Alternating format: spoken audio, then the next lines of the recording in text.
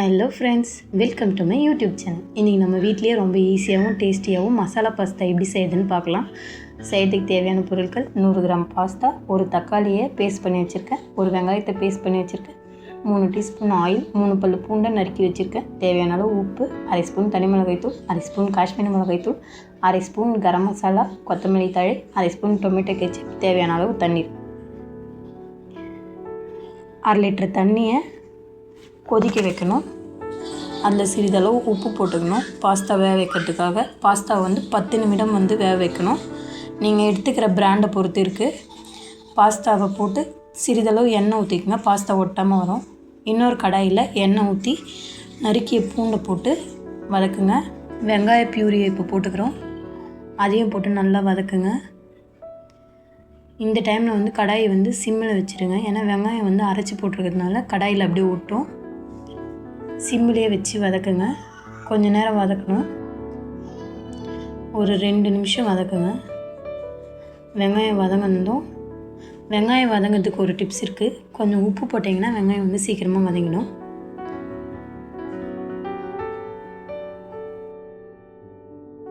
அடுத்து தக்காளி பியூரியை சேர்த்து நல்லா குக் பண்ணணும். ஒரு 4 நிமிஷம் நல்லா வதக்கி விடுங்க. தக்காளி கலர் மாறும்.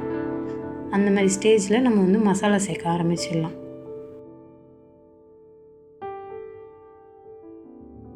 நாலு நிமிஷம் ஆயிடுச்சு. இப்போ மசாலா சேர்த்துடலாம்.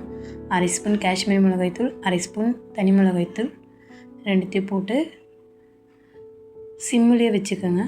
அரை ஸ்பூன் கரம் மசாலா தூள் சேர்த்துக்கலாம். சிம்மிலே வச்சு வதக்கி விடுங்க. இந்த டைமில் அரை ஸ்பூன் டொமேட்டோ கெச்சப் சேர்த்துக்கலாம்.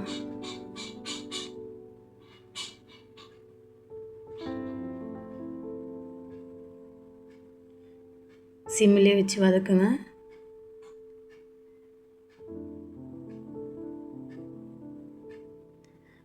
கால் டம்ளர் தண்ணி சேர்த்துக்கலாம்.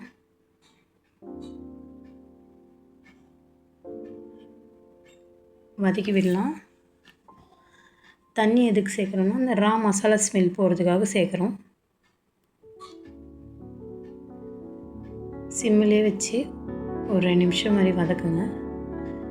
இப்போ நம்ம ஆல்ரெடி முன்னாடி வேக வச்சோம் இல்லையா, அந்த பாஸ்தாவை வடிகட்டி இதில் சேர்த்துக்கலாம்.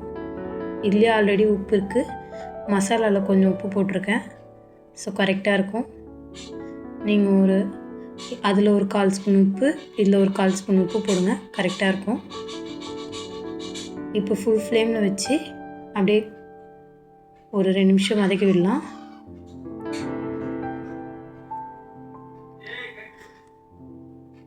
அப்பப்போ உங்களுக்கு ரொம்ப ட்ரையாக வர மாதிரி மசாலா இருந்துச்சுன்னா கொஞ்சோண்டு தண்ணி தெளித்து விட்டுருங்க.